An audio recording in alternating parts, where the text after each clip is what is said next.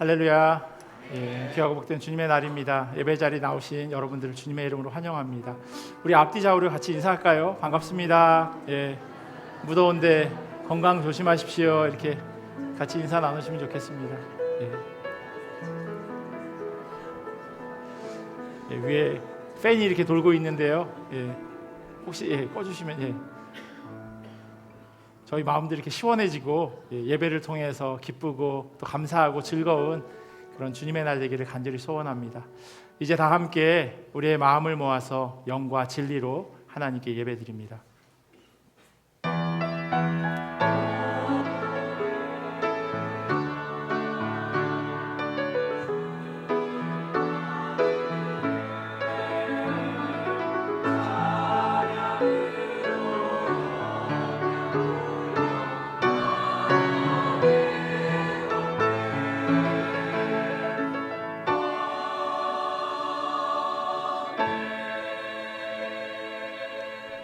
그런즉 내가 하나님의 제단에 나아가 나의 큰 기쁨에 하나님께 이르리이다.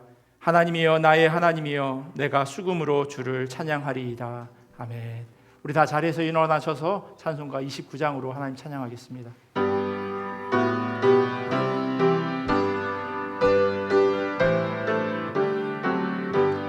성도여 다 함께 할렐루야 아멘. 주 찬양하여라 할렐루야 아멘. 주 보좌 앞에서 택하신 은혜를 다 찬송하여라 할렐루야 아멘. 만문을 열어라 할렐루야 아멘. 온 하늘 울려라 할렐루야 아멘. 인도자 되시며 친구가 되신 주 그 사랑 끝없다 할렐루야 아멘. 주 찬양하여라 할렐루야 아멘. 찬양은 끝없다 할렐루야 아멘.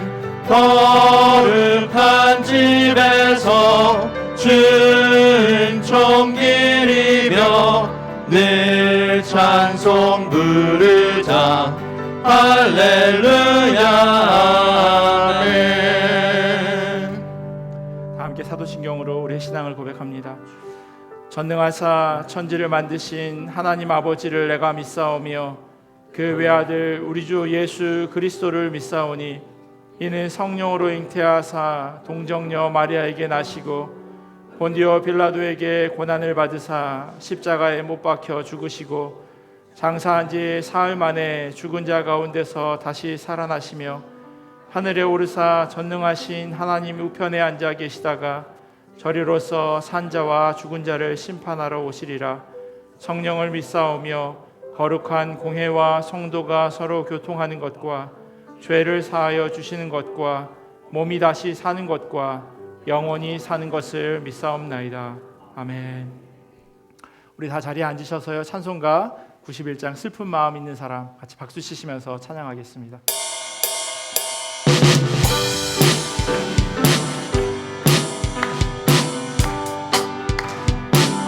슬픈 마음 있는 사람 슬픈 마음 있는 사람 예수 이름 믿으며 영원토록 변함없는 기쁜 마음 얻으리.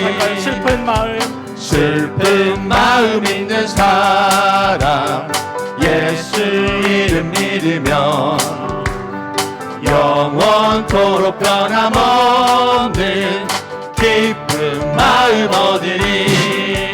예수의 이름은 세상의 소망이요 예수의 이름은 천국의 길 준비하신 주의 이름 너의 방패 삼으라. 환난 시험 당할 때에 주께 기도 드려라. 존귀하신 주의 이름 존귀하신 주의 이름 우리 기쁨되도다. 주의 품에 안길 때에 기뻐 찬송 부르리. 예수의 이름은 세상의 소망이요. 예수의 이름은 천국의 기쁨일세. 우리 갈 길 나간 후에 보좌 앞에 나가 왕의 왕께 경배하며 멸류관을 드리리. 우리 갈 길 나간 후에 보좌 앞에 나가 왕의 왕께 경배하며 멸류관을 드리리. 예수의 이름은 세상의 소망이요. 예수의 이름은 천국의 기쁨일세. 예수의 이름은 세상의 소망이요. 예수의 이름은 천국의 기쁨일세. 예수 열방의 소망. 예수 열방의 소망. 예수 우리의 위로자. 주는 온 땅의 영원한 소망. 예수 어둠 속의 빛. 예수 변함없는 진리. 주는 온 땅의 빛이 되시네. 우리를 위해 죽으시고 다시 사신 생명의 주. 우리를 위해 죽으시고 다시 사신 생명의 주. 주님만이 소망이요 변함없는 안성이라. 주님만이 온 세상을 비추시네. 또 죽음에서 부활하신 우리 구주 평강의 왕. 주를 믿는 모든 자의 소망 되신 주를 믿네. 한 번 더 고백하겠습니다. 예수 열방의 소망. 예수 열방의 소망. 예수 우리의 위로자. 주는 온 땅의 영원한 소망. 주님은 우리의 빛이 되십니다. 예수 어둠 속의 빛. 예수 변함없는 진리. 주는 온 땅의 빛이 되시네. 우리를 위해 죽으시고 다시 사신 생명의 주. 우리를 위해 죽으시고 다시 사신 생명의 주. 우리를 위해 죽으시고 다시 사신 생명의 주. 주님만이 소망이요 변함없는 반석이라. 주님만이 온 세상을 비추시네. 또 죽음에서 부활하신 우리 구주 평강의 왕. 주를 믿는 모든 자의 소망 되신 주님만이 소망이요 변함없는 반석이라. 주님만이 온 세상 세상을 비추시네. 또 죽음에서 부활하신 우리 구주 평강의 왕, 주를 믿는 모든 자의 소망 되신 주를 믿네.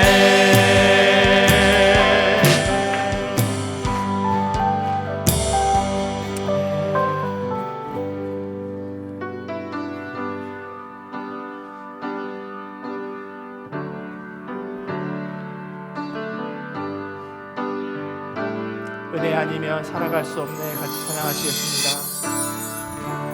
은혜 아니면 살아갈 수가 없네.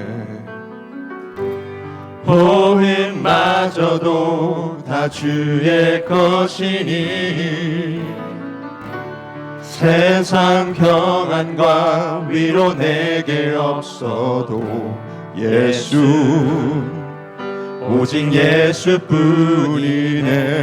크신 계획, 크신 계획 다 볼 수도 없고 작은 고난에 지쳐도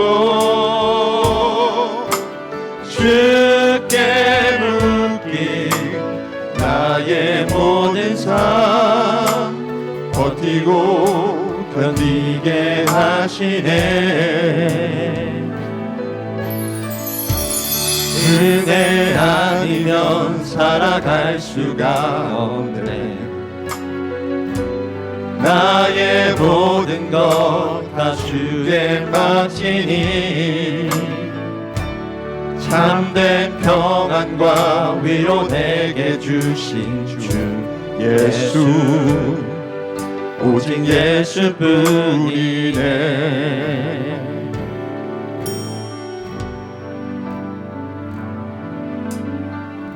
한 번 더 같이 고백하며 나아가겠습니다. 은혜 아니면 살아갈 수가 없네.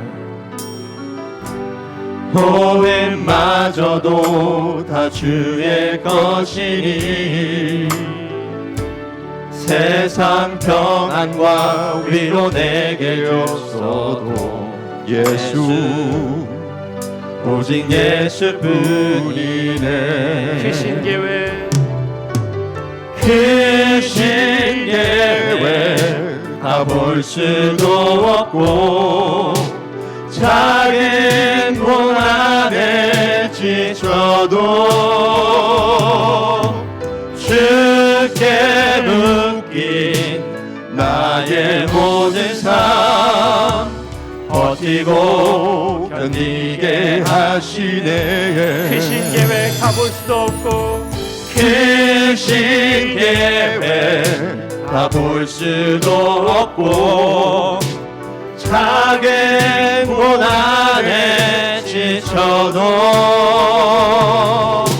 주께 묶인 나의 모든 삶 버티고 견디게 하시네.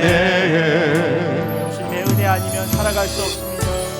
은혜 아니면 살아갈 수가 없네. 나의 모든 것 다 주께 맡기니 참된 평안과 위로 내게 주신 주 예수, 오직 예수뿐이네. 우리 시간 함께 같이 기도하며 나가겠습니다. 하나님, 모든 것이 주님의 은혜입니다. 여기까지 오게 하신 것도 주님의 은혜이고 함께 모여 예배하는 것도 주님의 은혜이고 귀한 공동체를 통하여서 하나님 말씀 듣게 하시는 그것도 은혜임을 고백합니다. 우리의 숨쉬는 그 순간순간이 다 은혜임을 고백하게 하시고 하나님께 감사함으로 이 시간 기도할 수 있도록 하나님 인도하여 주시옵소서. 우리 이 기도 제목 가지고 같이 기도하며 나아가겠습니다. 하나님 감사합니다. 하나님, 우리가 찬양한 그 가사의 고백처럼 모든 것이 하나님의 은혜임을 고백합니다. 하나님, 우리의 기쁨과 슬픔의 시간들, 어려움과 고난의 시간들, 하나님, 그 모든 것들이 하나님께서 허락하신 것임을 우리로 하여금 알게 하시고 하나님의 은혜만을 기억하고 하나님의 사랑만을 온전히 고백하는 자들 될 수 있도록 주여 인도하여 주시옵소서. 하나님, 우리로 하여금 예배하게 하시니 감사합니다. 예배할 수 있는 귀한 공동체 허락하시고 또한 교회를 통하여서 하나님의 말씀을 듣고 또 실천할 수 있도록 도전하시니 감사합니다. 주님 붙잡게 하시고 주님 따르게 하시고 주님만 의지하며 나아갈 수 있도록 인도하여 주시옵소서. 여전히 하나님, 우리는 부족합니다. 여전히 연약합니다. 그래서 쓰러지고 넘어지지만 그럴 때마다 우리를 일으켜주시는 그 주님 온전히 의지하게 하시고 주님만 바라보며 살아가는 귀한 주님의 자녀들 될 수 있도록 하나님 은혜로 더하여 주시옵소서. 주님만 바라보고 주님만 의지하며 나아가오니 하나님 함께하여 주시옵소서.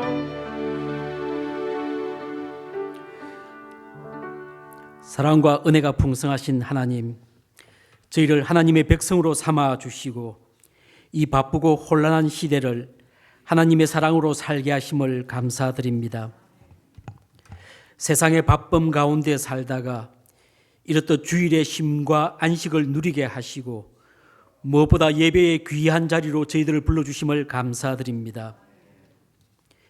주님의 은혜 속에서 거짓없는 믿음으로 살고 싶지만은 세상의 빠른 변화가 두려워지고 달콤하고 감각적인 유혹에 빠지기도 하면서 크고 작은 잘못과 죄악에 빠져 실망하고 어쩔 수 없는 좌절과 시련 가운데 낙심할 때가 참으로 많습니다. 하나님 아버지, 저희의 상한 심령을 붙들어 주시고 하나님의 위로 가운데 회복이 있게 하시고 하나님의 은혜로 날로 새로워지는 저희가 되게 하여 주시옵소서. 교회를 위해서 기도합니다. 이곳에 교회를 세우시고 저희를 향한 하나님의 뜻을 세심하게 헤아리고 실천해서 아름다운 교회의 역할을 감당하며 지역사회에서 크게 칭찬받는 건강한 교회가 되게 하옵소서. 무엇보다 서로 사랑하는 교회가 되게 하여 주시옵소서. 우리 속에 있는 분열과 불편한 마음을 주님 앞에 내어놓고 회개하면서 거짓없는 사랑을 실천하고 서로 간 다름을 이해하고 서로를 용납하고 섬기는 저희 되게 하여 주시옵소서. 한 신앙 공동체를 이룬 서로를 위해서 기도합니다. 삶의 무거운 짐으로 혹은 건강과 재정의 문제로 혹은 불편한 사람 관계로 인해서 넘어지고 힘든 지체들이 많이 있습니다. 우리 하나님이 주시는 피할 길과 이길 힘으로 이런 곤란과 어려움을 넉넉히 이기는 저희들 되게 도와주시옵소서. 인생의 모든 순간마다 삶의 모든 문제마다 하나님의 도우심을 경험하는 저희들 되게 도와주시옵소서. 말씀을 전하실 목사님을 위해서 기도합니다. 오늘 저희에게 필요한 말씀을 전하며 담임 목사로서의 사명을 잘 감당할 수 있도록 건강과 지혜를 주시옵시고 무엇보다도 성령 충만을 허락해 주시옵소서. 이 예배를 통해서 말씀과 찬양, 기도와 묵상 그리고 교제의 시간을 통해서 우리 한 사람 한 사람을 찾아와 주시는 하나님을 만나고 교회 공동체의 가족됨을 느끼는 이 귀한 주일됨을 구하면서 살아계신 예수님의 이름으로 감사 기도합니다. 아멘.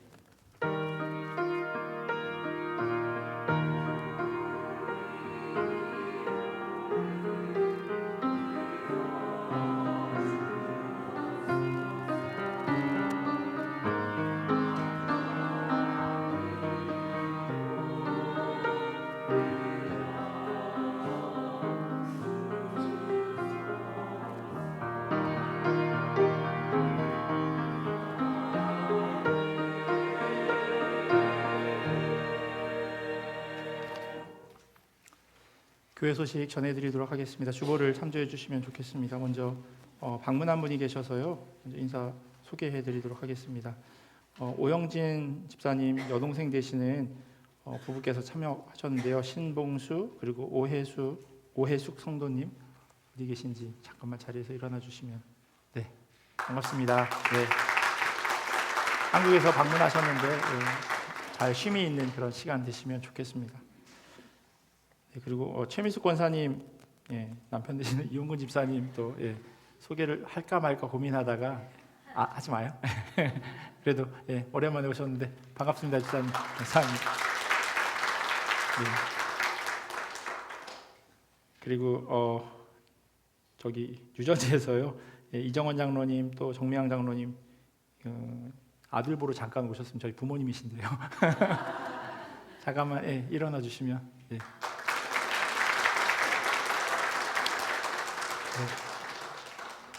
꼭 적어야 된다고 말씀하셔서. 주보 2번 보면요, 7월하고 8월 계속해서 저희 수요 성경 강의 때 수요 특강, 여름 특강으로 명화를 통한 산책 시간을 진행하고 있습니다. 자녀분들과 함께 같이 오셔서 또 좋은 하나님의 말씀이 묵상되는 그런 시간 되셨으면 좋겠습니다. 내일 모레 화요일이요, 오전 11시에 청년부실에서 권사 기도회가 있습니다. 권사님 다 참석하셔서 같이 기도하고 중보하는 시간 가지면 좋겠습니다. 내일 말고 그 다음 주일이요, 7월 22일 오후 1시에요, 남선교회 주관 교회 골프 대회가 있습니다. 자세한 내용은 주보 보시고 또 저희 친교실 앞에 있는 게시판을 통해서 확인해 주시면 좋겠고요. 또 신청 관련해서 이호건 집사님께 문의해 주시면 좋겠습니다. 2부 예배 후에요, 친교실에서 청소년부 학부모님들 모임이 있습니다. 그래서 청소년부 자녀를 두신 부모님들께서는 같이 모이셔서 학부모 모임에 참여해 주시면 감사하겠습니다. 아마 이미 다 이메일을 통해서 공지를 받으셨겠지만 다시 한번 안내 드립니다. 5번 보시면 주차장 이용 안내라고 해서요, 주차장 출입 시 주변을 잘 살펴서 서행 운전해 주시면 좋겠다고 그렇게 광고가 나가 있는데요.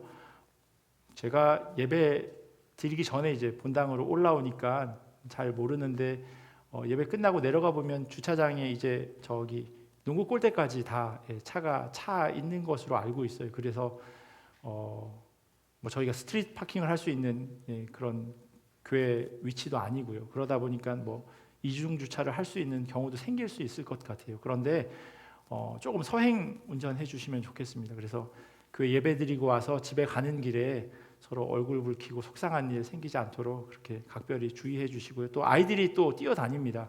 그래서 특별히 더 유념해 주시면 좋겠습니다. 교회는 부속실 이용 후에요, 정리와 여름철 에너지 절약에 동참해 주십시오라고 되어 있는데요. 저희 교회 사용하시고 뭐 에어컨 트시고 잘 사용하시고 뒤에 다른 모임이 없을 거라고 그렇게 생각되어지시면 그러면 꺼주시면 좋을 것 같아요. 그러면 다음 분이 또다시 필요하면 켜시면 되니까 그렇게 꼭 장소 사용하는 데 있어서 잘 마음을 같이 해주셨으면 좋겠습니다.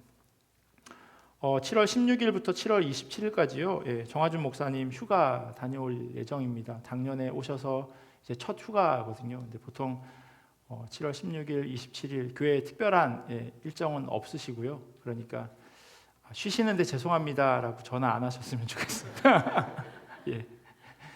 전화 안 하시고 그냥 잘 쉴 수 있도록 그렇게 배려해 주시면 어떨까라는 그런 생각이 있습니다. 그래서 2주 동안 잘 쉬실 수 있도록 그렇게 배려해 주시고 또 평안한 시간 될 수 있도록 기도해 주시면 감사하겠습니다. 따로 빠진 광고 없으면요, 우리 할렐루야 성가대 나오셔서 찬양해 주시겠습니다.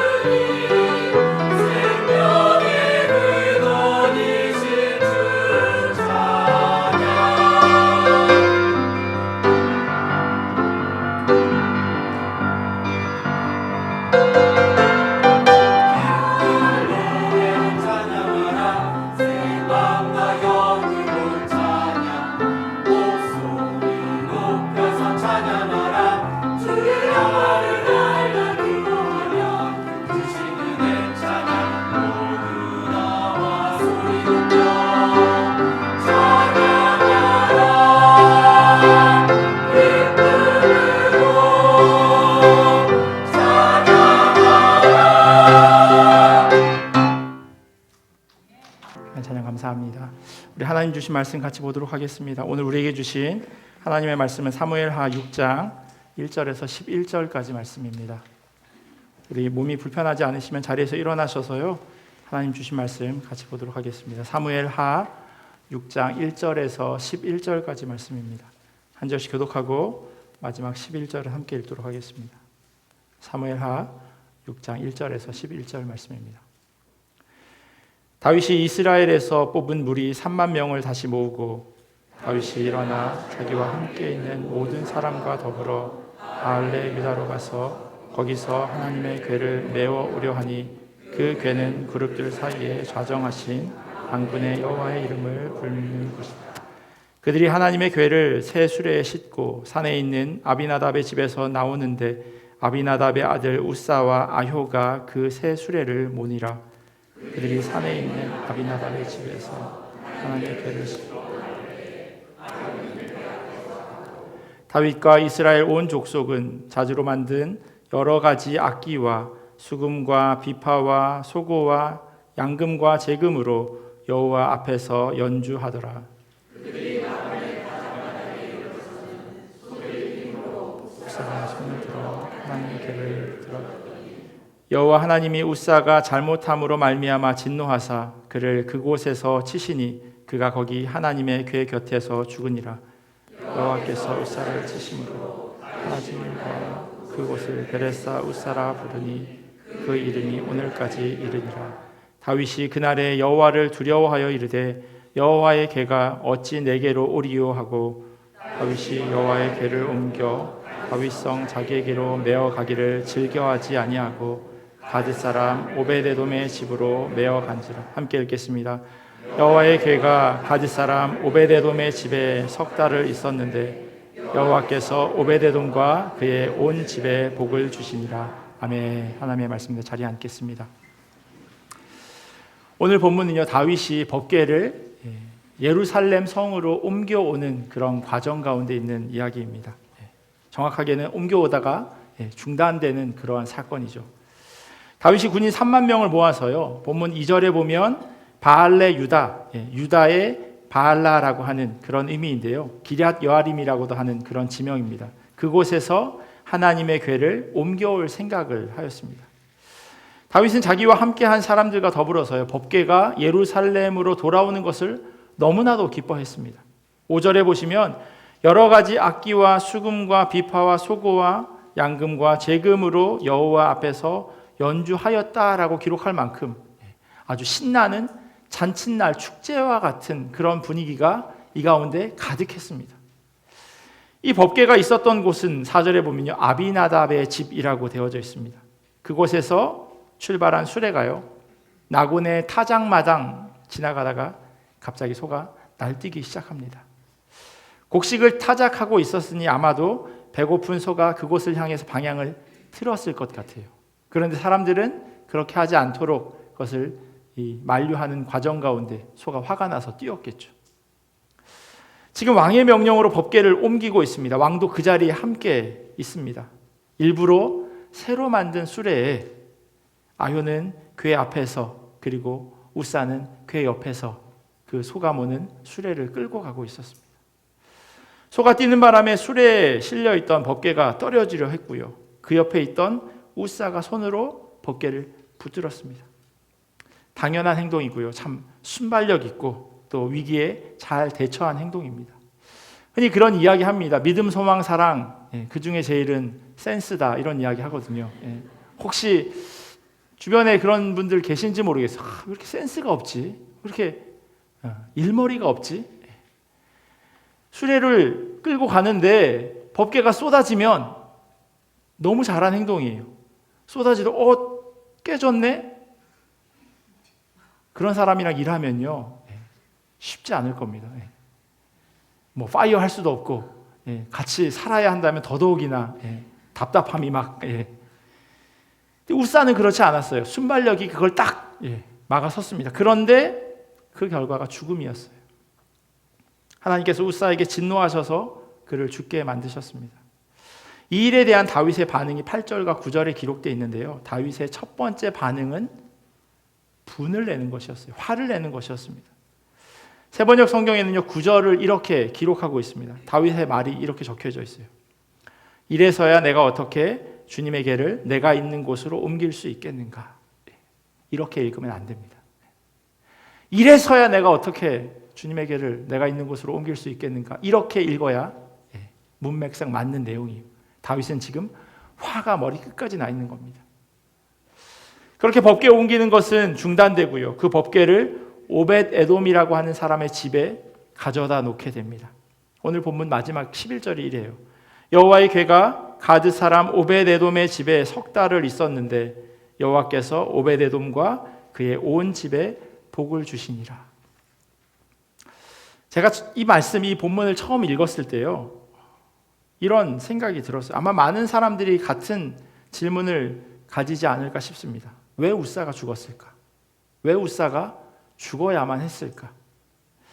물론 이 본문을 처음 접한 분이 아니라면 모르겠지만요, 보통은 이와 같은 생각을 하게 마련입니다. 여러분들 그런 생각 안 해보셨나요? 하나님이 하셨으니 그냥 다 오케이, 그렇게 믿음으로 이해되시나요? 하나님의 임재를 상징하는 법궤가 수레에서 떨어지는 것을 가만히 보고 있는 것보다는 그것이 떨어지지 않도록 손으로 붙드는 것이 훨씬 일머리가 있고 지혜롭고 센스 있는 사람의 반응이고 행동입니다. 누가 봐도 잘한 일인데 왜 하나님께서는 웃사에게 한 번의 기회도 더 주지 않으시고 그를 죽이셨을까요? 하나님께서는 그렇게 인정사정 없는 분이신가요? 오늘 저희가 읽은 이 사건은요, 하나님의 인정 없음이 아니라 하나님의 말씀을 따르지 않은 사람의 생각 없음을 이야기하고 있는 겁니다. 하나님의 인정 없음이 아니라 사람의 생각 없음이에요. 그 근거가 바로 민수기 4장에 다음과 같이 기록되어 있습니다. 제가 세번역 성경을 읽어드릴게요. 진 이동을 앞두고 이렇게 아론과 그의 아들들이 거룩한 물건들과 그 물건에 딸린 모든 기구를 다 쌓아놓으면 비로소 고핫 자손이 와서 그것들을 둘러매고 간다. 이때 거룩한 물건들이 그들의 몸에 닿았다가는 죽는다. 이처럼 회막의 거룩한 물건들을 옮기는 일은 바로 고핫 자손의 몫이다. 그들이 맡아서 하는 일인 거예요. 분명히 성막에 있는 기구들은 제사장 가문에 속한 레위 지파 그리고 그 안에 있는 고핫 가문이 옮기도록 되어져 있었습니다. 이 외에 어느 누구도 만져서는 안 돼요. 그런데 웃사가 그걸 그만 만져버린 겁니다. 자기 생각이에요. 그리고 또 하나 잘못된 것은요, 법궤를 수레에 싣고 옮기는 일이었습니다. 민수기에 보면 분명히 고핫 자손이 둘러매야 한다라고 기록되어 있어요. 오늘 본문 2절에요. 거기서 하나님의 궤를 메어 오려 하니라고 되어져 있습니다. 그런데 다윗은 이 모든 법을 어겼습니다. 같은 사건을 기록한 역대지상 13장을 보면요, 다윗이 이 법궤를 옮겨오려고 했던 그 이유를 다음과 같이 적고 있어요. 우리 모두 하나님의 궤를 우리에게로 옮겨오도록 합시다. 사울 시대에는 우리가 궤 앞에서 하나님의 뜻을 여쭈어 볼 수가 없지 않았습니까? 하나님의 임재를 상징하는 법궤를 가져오려고 했던 것, 그것은 바로 모든 일을 하나님에게 여쭈어 보려고 했던 겁니다. 하나님, 내가 이것을 해야 합니까? 말아야 합니까? 내가 이 전쟁에 임하여야 합니까? 이 전쟁에 임하지 않아야 합니까? 다윗은요, 자기 앞에 있어지는 모든 일들을 하나님 앞에 묻기 위해서 그 법궤를 예루살렘으로 가져오기로 결정하였습니다. 이 법궤를 옮기는 일에 있어서요, 모든 백성들이 옳게 여겼고 이스라엘을 불러 모아서 그 일을 행하였다라고 역대지상 13장 4절과 5절에 기록되어 있어요. 당연히 불러 모은 이스라엘 지파 모든 사람들 가운데는 레위 지파도 포함되어 있었을 겁니다. 그들은 다윗이 하고 있는 이 행동이 잘하는 일이 아니라고 하는 것을 알고 있었어요. 그런데 어느 누구 한 사람도 그것이 잘못되었다라고 이야기하는 사람이 없었어요. 분명히 하나님의 뜻을 여쭤볼 생각으로 시행한 일이었음에도 불구하고요, 그 일을 함에 있어 하나님의 말씀인 계명을 소홀히 하고 법궤 옮기는 일에만 집중한 나머지 그 절차를 모두 무시해버리고 맙니다. 단지 그 옆에 서 있다가 떨어지는 법궤를 만지는 웃사는 억울할 수도 있겠지만요, 하나님께서는 그 일을 통해서 하나님의 말씀 지킴이 얼마나 엄중한 일인지를 다윗과 이스라엘 백성 모두에게 말씀하고 있는 겁니다. 다윗은 이 일이 발생했을 때 화를 냈다고 제가 말씀드렸어요. 8절에 보면 주님께서 그렇게 급격히 우사를 벌하셨으므로 다윗이 화를 내었다. 다윗이 지금 화를 낼 상황이 아니에요. 적반하장입니다. 하나님께 잘못했습니다. 내가 하나님의 뜻대로 하나님의 계명에 적혀있는 대로 그렇게 행하지 않았습니다라고 엎드려야 함에도 불구하고 다윗이 가장 먼저 한 행동은 화를 내는 거였어요. 내가 이렇게 잘한 일을 왜 하나님 막으십니까? 그렇게 지금 따지고 있는 겁니다. 그날에 다윗이요 하나님을 무서워했다는 성경 기록은 어디에도 없어요. 하나님을 무서워한 그 모습, 그것이 다윗의 말 이렇게 드러납니다. 이래서야 내가 어떻게 주님의 궤를 내가 있는 곳으로 옮길 수 있겠는가? 내가 어떻게 내가 있는 곳으로. 이 말은요 하나님을 경외하는 말투라기보다는 오히려 분이 가시지 않는 그러한 모습으로 보여집니다. 문장에도 하나님보다는요 내가 중심이에요. 내가 어떻게 내가 있는 곳으로. 어디에도 하나님의 마음, 하나님의 뜻을 발견할 수는 없습니다. 법궤를 옮기는 과정 가운데 우사가 죽게 된 이 사건은요 다윗이 블레셋과의 전투에서 승리한 그 직후의 사건이에요. 바로 앞장인 5장 제일 마지막이 이렇게 끝이 나요. 이에 다윗이 여호와의 명령대로 행하여 블레셋 사람을 쳐서 게바에서 게셀까지 이르니라. 다윗은 이때요 하나님의 명령에 순종하는 사람이었습니다. 그런데 한 장이 딱 넘어가요. 5장 마지막 그리고 6장 1절. 직전에 어떤 사건이 있었는지 전혀 모르는 사람처럼 하나님의 법궤를 옮기는 일을 자기 마음대로 진행합니다. 성경 어디에도요 병행구절인 역대지상 13장까지 보아도 하나님의 뜻을 물었다, 하나님의 뜻이 여기에 있었다라고 적혀져 있는 구절이 아무데도 없습니다. 다윗의 마음은 충분히 훌륭했습니다. 자신은 멋진 성에서 살고 있었고 하나님의 법궤가 버려진 것처럼 놓여졌기에 그것을 잘 보관하고 싶은 마음이 그에게 있었습니다. 선한 의도였어요. 그러나 항상 기억해야 하는 것은요 우리 생각대로가 아니라 하나님이 원하시는 것인지 하나님의 뜻인지 우리는 그것을 확인해야 합니다. 이건 우리가요 간혹 교회 일을 함에 있어서도 마찬가지예요. 교회 안에서 나름대로의 질서가 있고 절차가 있습니다. 무조건 좋은 일이라고 이거 다 필요한 일이라고 그렇게 해서는 안 될 것입니다. 정말로 하나님이 기뻐하시는 일인지 물어야죠. 다윗은 자기 생각이 옳다고 여겼고요. 그래서 절차와 법을 무시하고 일을 일사천리로 진행합니다.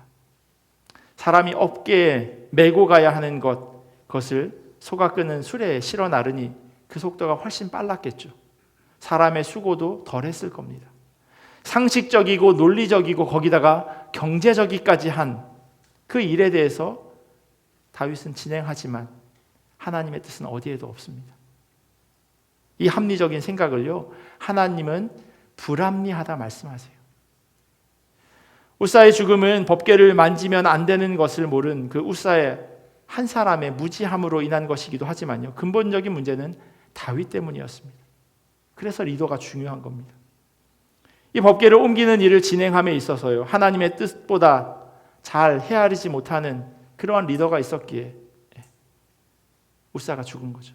만약 다윗이 그렇게 하지 않았다면 제 짧은 생각인지는 몰라도 우사가 죽지 않았을 겁니다. 다윗도 우사도 자기 뜻에 맞는 대로 행동합니다. 우사가 죽은 후에요 그곳 이름이 오늘까지 베레스 우사라고 이름한다고 기록되어 있습니다. 우사라고 하는 사람은 그 지역에 살고 있었던 오늘 죽은 사람의 이름이고요. 베레스라고 하는 그 말의 뜻은 치셨다라고 하는 거예요. 사람들이 그 지역을 지나다니면서 혹은 그 지역에 대해서 이야기하면서 하나님께서 우사를 치셨어 라고 그렇게 이야기할 것이라고 우리는 생각합니다. 그런데요 우사라고 하는 이름의 뜻이 있어요. 그게 뭐냐면 strength예요. 힘, 능력. 그래서요 베레스 우사라고 하는 이 말의 뜻은 힘과 능력을 하나님께서 치셨다라고 그렇게 번역해야 맞습니다. 단지 그곳에서 한 사람을 벌하셨다라고 하는 것으로 그치는 것이 아니라요, 사람들로 하여금 하나님께서 자기 힘으로 자기 능력으로 하려고 하는 그것에 대해서 멈추게 하시고 치셨다라고 말씀하고 있는 겁니다. 하나님이 치신 것은요, 사사기 제일 마지막에 기록되어 있는, 그때 이스라엘의 왕이 없으므로 사람이 각기 자기의 소견에 옳은 대로 행하였더라라고 하는 그 모습을 치신 겁니다. 오늘 우리는요, 어디에 기준을 두고 행동하며 살아갑니까? 주님의 뜻에 맞춰 살아가십니까? 아니면 내 생각이 옳은 대로 상식적이고 효과적이다, 이게 옳다라고 생각되어지는 그 방향으로 걸어가시나요? 하나님께서 우리에게 바라시는 것은요, 돌아가는 것 같고 어리석어 보이고 우둔한 것 같다 할지라도 하나님 뜻대로 행하며 살아가는 것, 그게 바로 하나님이 우리에게 원하시는 삶의 모습입니다. 다윗과 우사는요, 그렇게 하나님의 치심을 경험합니다. 그런데요, 이야기가 여기서 끝이 나지 않습니다. 그 다음이 있어요. 우사가 하나님의 궤를 만져서 죽게 되었습니다. 그리고 나서 법궤가 어떻게 되어지냐면 뜬금없이 오벳 에돔이라고 하는 사람의 집으로 가게 됩니다. 오늘 본문 마지막 10절과 11절을 제가 읽어드릴게요. 다윗이 여호와의 궤를 옮겨 다윗성 자기에게로 메어가기를 즐겨하지 아니하고 가드 사람 오벳 에돔의 집으로 메어간지라. 여호와의 궤가 가드 사람 오벳 에돔의 집에 석 달을 있었는데 여호와께서 오벳 에돔과 그의 온 집에 복을 주시니라. 다윗성으로 가고 있던 그 법궤가 다윗이 화가 나서 그냥 오벳 에돔의 집으로 옮겨 놓게 됩니다. 오벳 에돔은요, 아무것도 하지 않았어요. 그냥 가만히 있다가 법궤를 떠안게 된 겁니다. 오벳 에돔을 설명하는 데 있어서요, 오늘 본문에 보면 가드 사람 오벳 에돔이라고 되어 있어요. 제가 아까 말씀드렸죠. 5장 마지막 다윗이 블레셋과 전쟁에서 싸워 이깁니다. 그리고 오늘 이 법궤를 받아든 사람은 가드 사람이에요. 가드 사람 하면 떠오르는 사람이 있으신가요? 네. 주일학교 좋은 데 나오신 분은 아실 텐데, 가드 사람 골리앗. 가드 사람 골리앗. 다윗이 무린매를 가지고 맞섰던 사람이 바로 이 가드 사람이었어요. 골리앗이었어요. 골리앗은요, 자기 생각대로 자기 눈에 보이는 그 다윗이 아주 하찮게 보였습니다. 상대도 되지 않는다고 그렇게 생각했어요.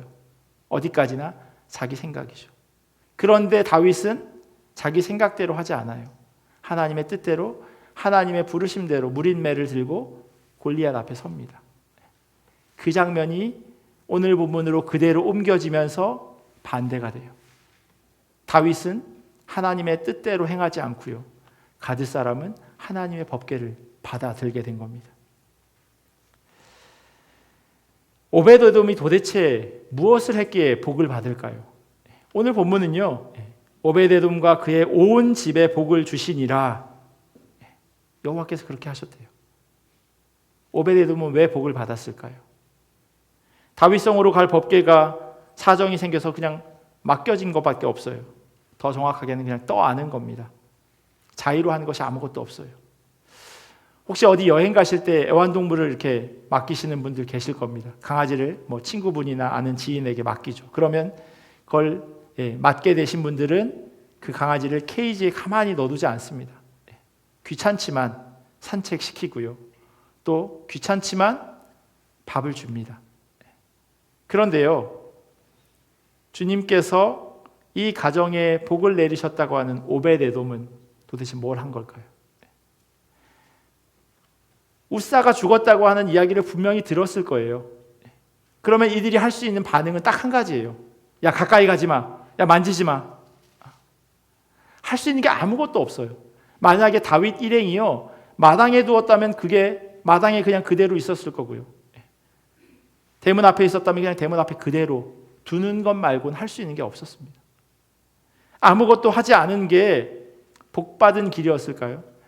그게 아니에요.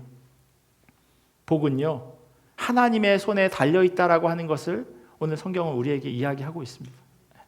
아이러니하지만 아무것도 하지 않은 것이 정답이었던 거예요. 제가 예전에 그 어렸을 때 영심이라고 하는 애니메이션을 본 적이 있어요. 혹시 아세요? 영심이? 예. 되게 개구장이지만 학교 공부를 잘하지 못했던 그 영심이. 제가 본 에피소드 기억나는 게 뭐냐면요, 영심이가 장학 퀴즈에 나갑니다. 장학 퀴즈에 나가서 문제를 맞춰야 하는데 문제를 맞히면 뭐 예를 들면 10점이 올라가고요, 문제를 틀리면 10점이 내려가고, 옆에 있는 친구들이 문제가 나오면 바로 삐 누르고 정답을 얘기하고 점수가 올라가기도 하고 내려가기도 해요. 그런데 마지막 문제가 될 때까지 영심이는 이 부자를 누르지 못해요. 왜냐하면 영심이는 아까 말씀드린 것처럼 똑똑한 여자아이가 아니었어요. 끝까지 기다려서 마지막에 영심이가 이 옆에 있는 아이보다 이 한 점수가 높았나 그래요. 그래서 영심이가 해야 하는 행동은 뭘까요? 가만히 있는 거예요. 아무것도 하지 않는 거예요. 그런데 끝까지 잘 참았는데 마지막에 퀴즈가 들리고 부자를 삑 누릅니다.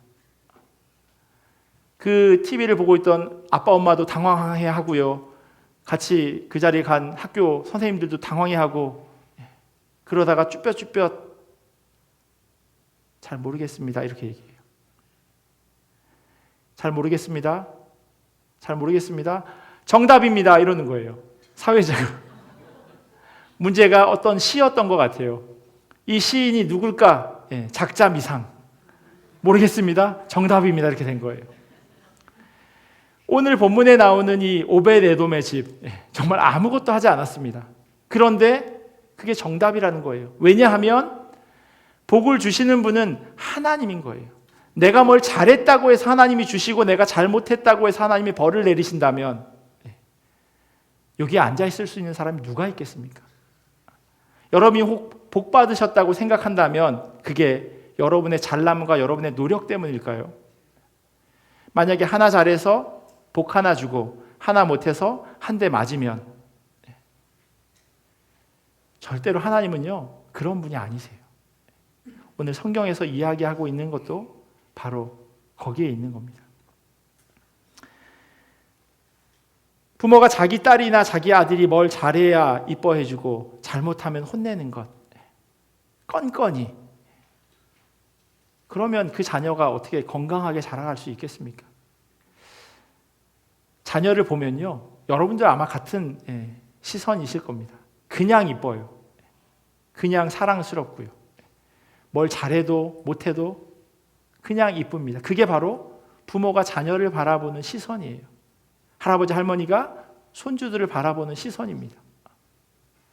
하나님이 우리를 바라보는 시선은 이것보다 더하면 더했지 덜하지 않을 겁니다. 하나님께서 주님에게를 다윗성으로 옮겨가기를 원하는 그 다윗의 마음을 왜 모르셨겠습니까? 그럼에도 불구하고 그 길을 멈추게 하시고 오벳에돔과 그의 가정에 복을 허락하신 것은요, 다시 다윗과 나의 관계를 생각해 보라고 하시는 하나님의 음성이었습니다. 다윗은요 그것을 깨달아요. 그래서 다윗을 하나님의 마음에 합한 사람이라고 이야기하는지도 모르겠습니다. 사무엘 하에는 기록되어 있지 않지만요, 역대지상 15장에 보면요 다윗이 자신의 잘못을 깨닫는 그런 장면이 기록되어 있습니다. 다윗이 다윗성에 자기가 살 궁궐을 지었다. 또 하나님의 궤를 둘 한 장소를 마련하고 궤를 안치할 장소에 장막을 치고 이렇게 말하였다. 레위 사람 말고는 아무도 하나님의 궤를 메어서는 안 된다. 주님께서 그들을 선택하여 그들이 하나님의 궤를 메고 영원히 하나님을 섬기게 하셨기 때문이다. 수레에 싣지 않고 레위 사람이 메고 가야 한다고 명령합니다. 그러다가요, 혹 내 뜻대로 하는 건 아닌가? 내가 옮겨가는 이건 뭐 잘못하는 것 아닌가? 라고 하는 생각이 들 수 있어요. 그래서요, 이 사무엘 하에 보면 6걸음이 갈 때마다 멈추고 하나님께 제사합니다. 하나님, 혹시 내가 잘못했습니까? 내가 내 마음대로 하고 있는 건가요? 6걸음을 또 걸어요.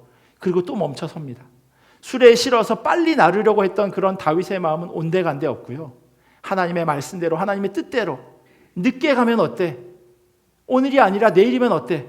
내가 하나님의 뜻 앞에 바로 서는 것이 더 중요해라고 하는 것을 다윗은 깨달아 알았습니다.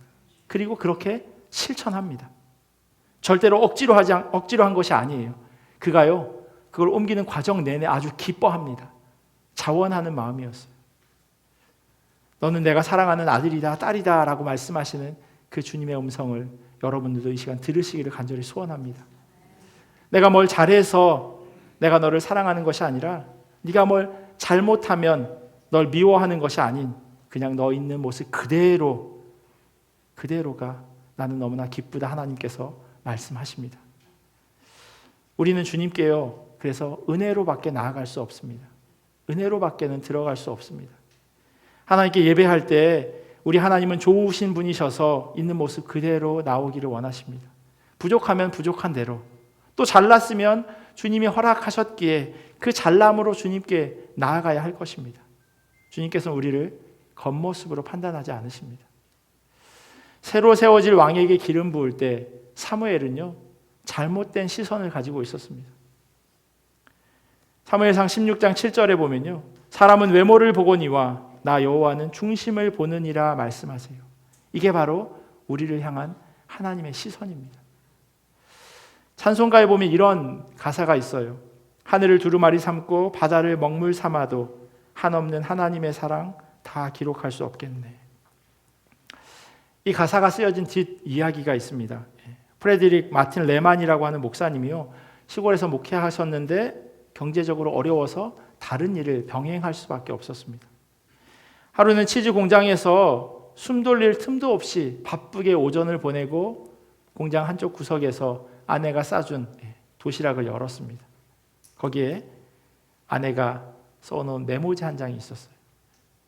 이 메모지에는요, 유대인이 지은 시, 찬양시 하다무트가 기록되어 있었습니다. 이 레만 부부는요, 은혜로운 말씀이나 은혜로운 이야기, 19절이 떠오를 때마다, 그걸 발견할 때마다 이렇게 메모지에 적어 놓았어요. 그런데 그 아내가 자기에게 이 유태인들이 찬양하는 그 시를 적어 놓았어요. 거기에 대한 내용이 이래요. 하늘을 펼쳐진 양피지로 삼고 세상 모든 갈대의 나무까지 모든 초목을 펜으로 삼고 온 세상의 물을 잉크로 채우고 온 인류가 다 능숙한 서기관이라 해도 하나님의 크신 사랑과 영광, 사랑, 놀라우신 이야기를 다 적을 수 없다. 우리는 우리가 잘나서 이렇게 살아가고 있는 것으로 그렇게 오해할지 모르겠지만요, 하나님의 은혜 아닌 것이 없고 하나님의 손길 아닌 때가 없습니다. 하나님께서 치시는 사람도 있고 하나님께서 복을 허락하시는 사람도 있습니다. 다시 한번 오늘 말씀을 한 주간 묵상해 보셨으면 좋겠습니다. 나는 과연 하나님의 이름으로 내 욕심과 내 마음대로 살아가고 있지는 않은지, 하나님께서 우리에게 하시는 그 음성에 반응하기를 소원합니다. 이 두 가지 한 주간 묵상하면서요, 주님께 한 걸음 한 걸음 나아가기를 원합니다. 주님의 말씀과 뜻 가운데 거하면서 주님 주시는 복을 온전히 받아 누리는 우리 모두가 되기를 예수 그리스도의 이름으로 간절히 축원합니다. 기도하겠습니다. 참 좋으신 하나님 감사합니다. 날마다 우리에게 필요한 것들을 공급하시고 새날 새 숨을 허락하시니 감사합니다. 그 모든 것들이 하나님의 은혜임에도 불구하고 나의 잘남으로, 나의 노력으로, 나의 열심으로 얻어진 것으로 착각하며 살아가지 않도록 인도하여 주시옵소서. 하나님, 복을 주시는 분이 하나님이심을 기억합니다. 그러나 그 복이 우리의 어떤 노력과 수고의 결과물이 아님을 기억하게 하여 주시옵소서. 은혜로 받게 하시고 무엇보다도 내가 원하는 것이 주어지는 것, 그것을 복으로 여기는 것이 아니라 하나님이 나에게 허락하신 것, 그것이 우리에게 있어서 가장 좋은 복임을 기억하며 살아갈 수 있도록 인도하여 주시옵소서.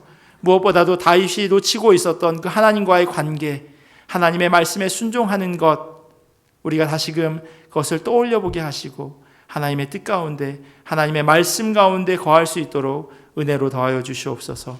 감사하며 사랑이 많으신 예수님의 이름으로 기도합니다. 아멘.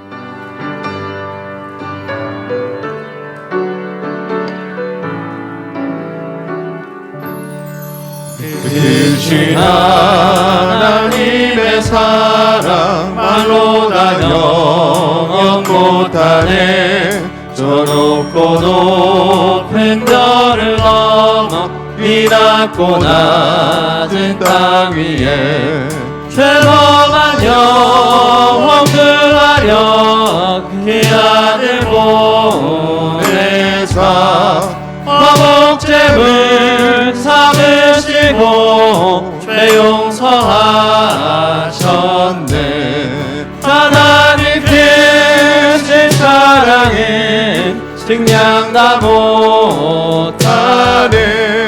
영원히 변치 않는 사랑 성도여 찬양하세.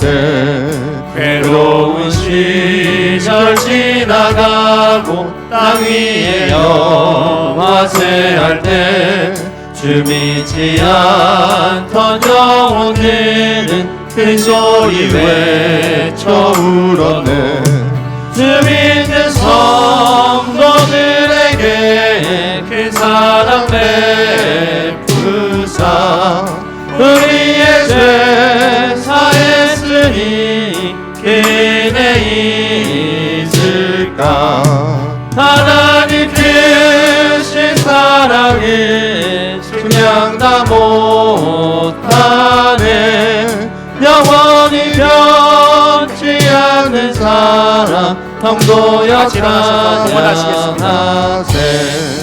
하늘을 두루마리 삼고 바다를 먹물 삼아도 한없는 하나님의 사랑 가기로 갈 수 없겠네.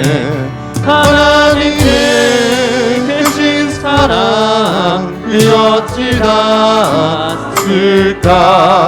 저 안에 높이 싸고 채우지 못하리. 하나님 크신 사랑은 증량다 못하네. 영원히 변치 않는 사랑 성도여 찬양하세. 주님 은혜 범사에 감사합니다. 사랑하는 성령 하나님, 범사에 감사드립니다. 주님, 가장 힘든 상황 속에서 하나님의 도우심을 간구합니다.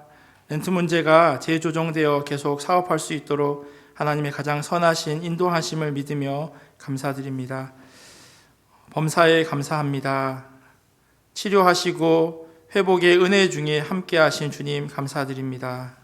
이런 헌금에서 같이 기도하겠습니다. 하나님 감사합니다. 하나님께서 우리 앞에 놓으신 그런 상황들, 그것이 때로는 감사의 제목이 아니라 어려움과 힘듦과 또 주님 앞에 하소연할 수밖에 없는 그런 상황일 때도 있음을 고백합니다. 그러나 하나님, 그 시간도 우리로 하여금 감사하게 하시고 하나님의 은혜로 받을 수 있도록 인도하여 주시옵소서.